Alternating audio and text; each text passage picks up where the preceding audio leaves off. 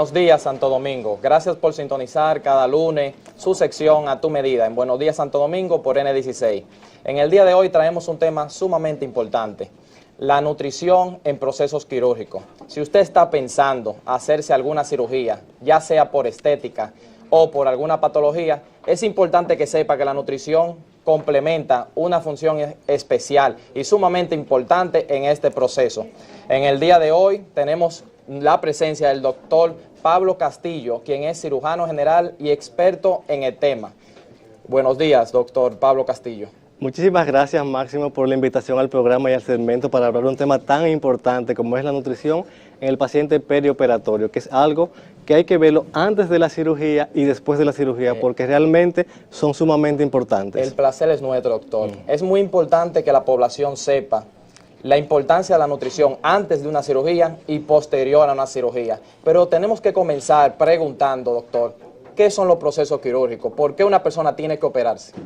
Sí, realmente cuando se habla de cirugía, como todos sabemos, es la manipulación de algún tipo de tejido, ya sea o cortando o estirpando para producir un mejoramiento clínico del paciente. Toda patología que debe ser corregida de una manera manipulable es una cirugía. Muy bien, doctor. ¿Cómo relacionamos la nutrición con los procesos quirúrgicos? ¿Dónde está la relación? ¿Cuál es la importancia? Los pacientes quirúrgicos son, diría yo, los más importantes a nivel de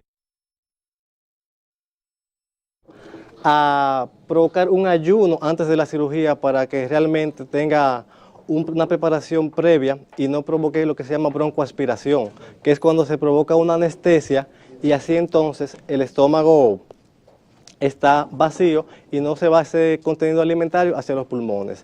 Además de eso, todos los pacientes que van a cirugía ameritan algún tipo de preparación y entonces esa preparación hay que medir qué carga de calorías se le va a dar, si hay algún tipo de patología que provocaría un riesgo nutricional después de la cirugía, que hay que identificarlos en ese momento. ¿Por qué es importante hacerle una evaluación nutricional a un paciente que se va a operar, a un paciente postquirúrgico? ¿De qué va a depender que tenga que intervenir un especialista en nutrición en este tipo de pacientes? ¿De qué va a depender? ¿El tipo de gravedad? Claro, estamos acostumbrados siempre a mandar los pacientes al cardiólogo, al anestesiólogo o a cualquier otro especialista según la patología, pero nos olvidamos del nutriólogo, que es también sumamente importante, porque cuando tenemos un paciente que se va a realizar el procedimiento y no sabemos en base a su estado nutricional qué complicaciones podría producirse, pues entonces no tenemos realmente un control. Te pongo como ejemplo un paciente que en un postquirúrgico me aumente 1 grado Celsius de su temperatura, hay que aumentarle entonces su carga calórica 8% a lo que necesitaba realmente. O sea, que hay factores como la infección también, que hay que aumentar la carga y dependiendo de la gravedad, incluso hay que disminuir la carga, o sea que realmente se amerita un especialista.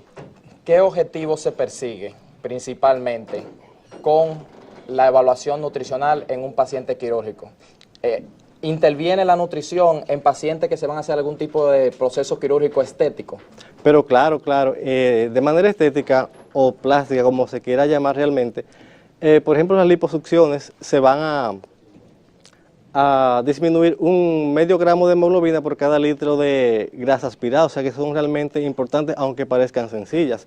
Y ya en las patologías que son de resolución quirúrgica de importancia, cuando dividimos el paciente preoperatorio, hay que ver las reservas que tiene, hay que ver si hay que corregir algún estado previo de morbilidad, o sea, de enfermedad, que me pueda agravar ese cuadro quirúrgico. Por ejemplo, también después yo debo reajustar porque los pacientes duran un tiempo antes de ingerir y si duran más de 24 horas ya ese intestino no funciona de la misma manera.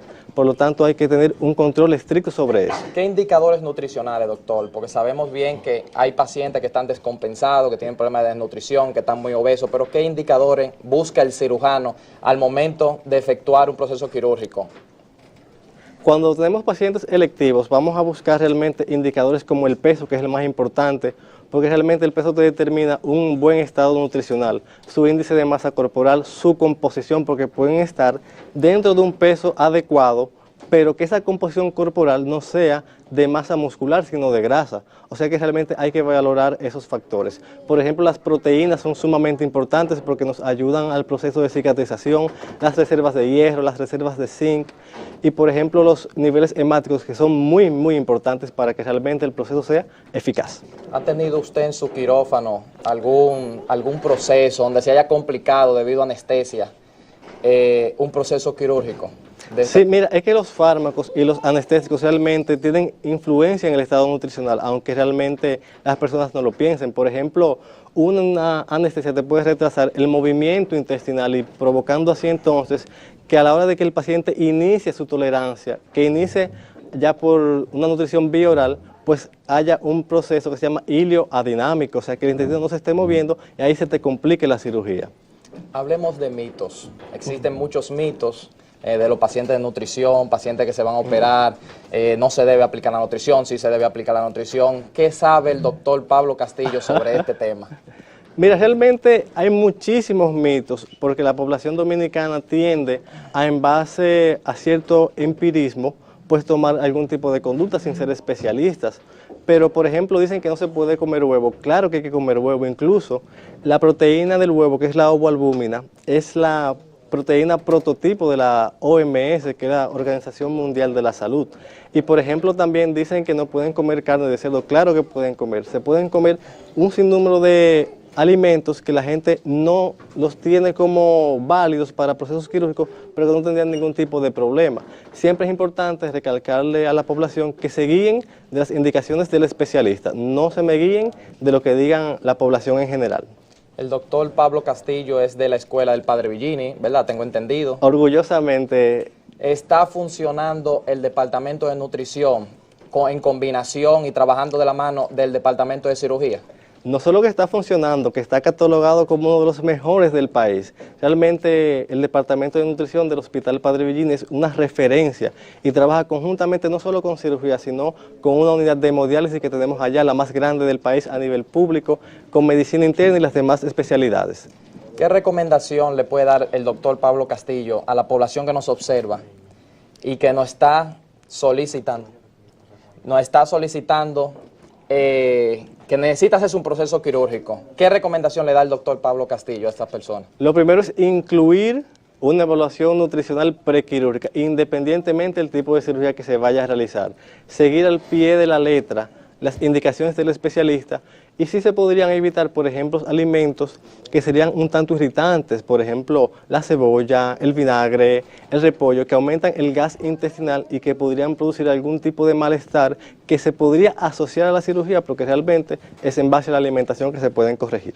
¿Qué procesos quirúrgicos son más complejos en los hospitales? ¿Cuáles son los más frecuentes actualmente? ¿Cuáles son las estadísticas que maneja el Hospital Padre Villini en estos momentos? Mira, la complejidad del proceso no es la cirugía en sí, sino con qué estado nutricional llegue el paciente. Es bien sabido que en los hospitales públicos los pacientes llegan con una nutrición por defecto excesiva y cuando se les realiza un procedimiento se le agrava entonces su condición de enfermedad. Pero realmente cuando se aborda el tubo digestivo, que hay que resecar segmentos y luego volverlos a unir, son los más graves realmente, porque hay que tener un control estricto para que esa anastomosis, que es como se llama, cuando se unen dos segmentos del tubo digestivo, luego de cortar un pedacito, para que la población me entienda, pues tengan una mayor viabilidad y recupere su función y vuelva ese paciente a una salud óptima. Doctor, muchas gracias. Ya para nosotros ha sido un placer tenerlo aquí presente. La población ha entendido la importancia de la nutrición antes y después de los procesos quirúrgicos. Es muy importante que tomemos esto en cuenta. A usted que nos observa, es bueno que haya notado y que busquen en el espacio de Buenos Días Santo Domingo de YouTube nuevamente el video para que lo tome de referencia. Pasamos con Amy para más informaciones en Buenos Días Santo Domingo.